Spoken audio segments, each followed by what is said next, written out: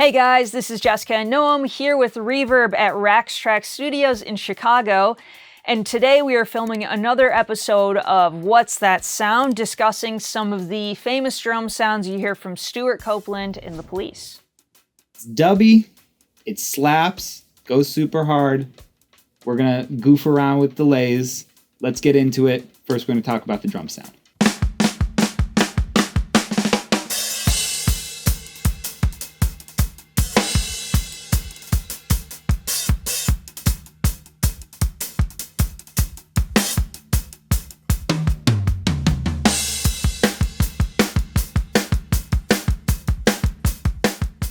So for the drums, we used a 5x14-inch Ludwig acrylite with a case of Newman's Own mints taped on top of it. We used 12, 13, and 16-inch Gretsch toms. And then for a kick drum, we have a Ludwig Vistalite with the head taken off the front, stuffed with a sleeping bag to really muffle it. For our hi-hats, we used a pair of 13-inch UFIP hats that are modified by our friend Andrew Green, who let us use these in our video today. And we used an 18-inch Zildjian K-Suite crash.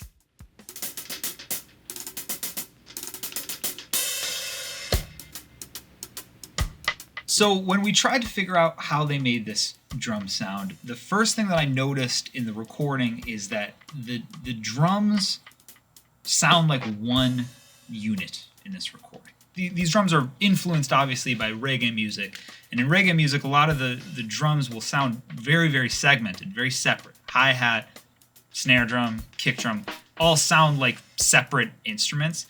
The drums all sound like one instrument being played together, right? Now, the first thing that tells me is, number one, they're relying heavily on the overheads, right? The overheads and the room mics, both of which have the entire drum sound in them, are probably 70% of the sound that we're hearing, and they're using the direct mics less. The second thing that tells me is that there was some room to the sound and that there was some distance from the drums, right? Because the drums get more congealed together the further away that you get from them. So for the mics, on the overheads, we used Coles 4038s. These are not just sounding the way that they sound. We heavily processed them with EQ to make them super bright. On the kick drum, we used a FET 47 by Neumann. On the snare, we used an SM57 standard. On the toms, we used 421s, also standard. And on the rooms, we used Shep's V4Us, which are really nice small diaphragm condenser mics. Let's listen to the microphones. Let's hear what they sound like. So we're going to start out with just the overheads.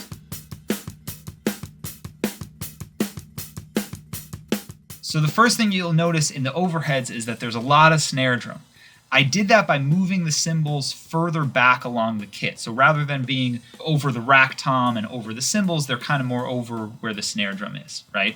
I did this so we get a little bit less cymbals in there. I can kind of rely on the overheads a little bit more heavily without the cymbals becoming way too loud. And I did it so that I can get a ton of snare drum mic in there and I don't need to use the direct mic as much. Now, these are Coles 4038 microphones. These are dark, big microphones, right? They don't really sound like this naturally. But these microphones take a ton of EQ really, really well. So we're adding quite a bit of high end to these mics. Here's the sound without the EQ.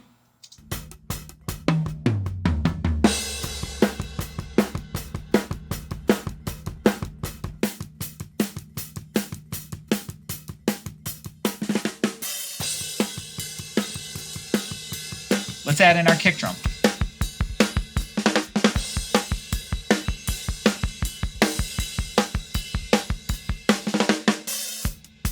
Kick drum is a little bit punchy. It doesn't sound exactly like a kick drum does in the room. It sounds a little bit more stylized than that. But in those records, it really works, right? Because the kick drum punches through really, really well all the time. Let's listen to the tom mics.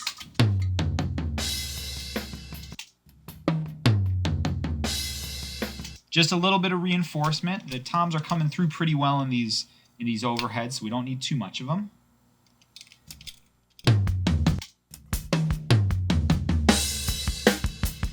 And then lastly, we're going to add a little bit of our room mics.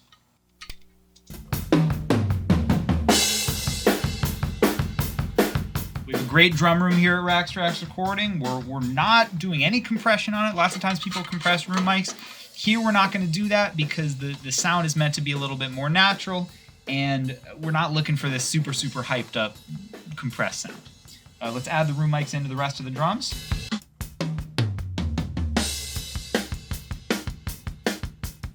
Sounds great. Sounds super natural. Sounds like these early Police records. And then lastly, we're going to add a little bit of reverb. We did this with a EMT 140 plate. That's triggered just off of the snare drum.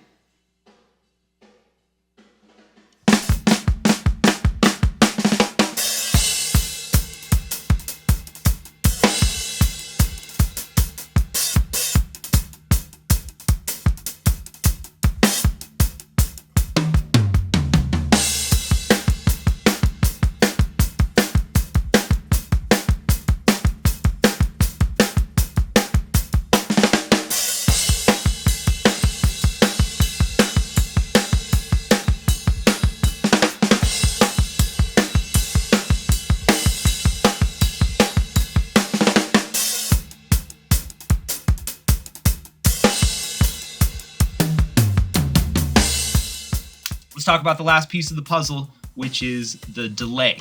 Now, they would do a bunch of different delays on different records, right? Today, we're doing it with a tape delay, right? Kind of a modern Echoplex delay we're using.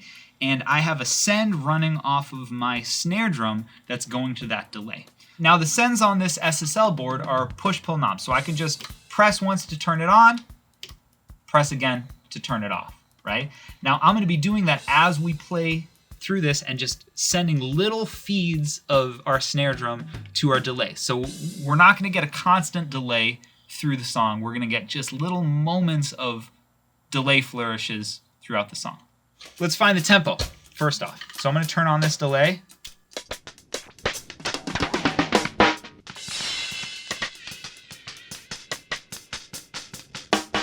We found our 8th note, but I think we want to be like a triplet thing, right? So we're going to make it a little longer.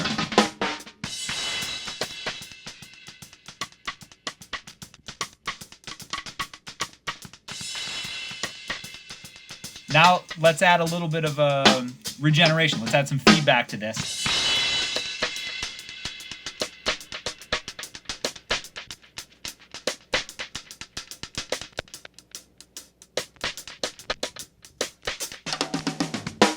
Now I think we've got our delay together. Now let's do a performance and let's just pop it in and out and see what we can get.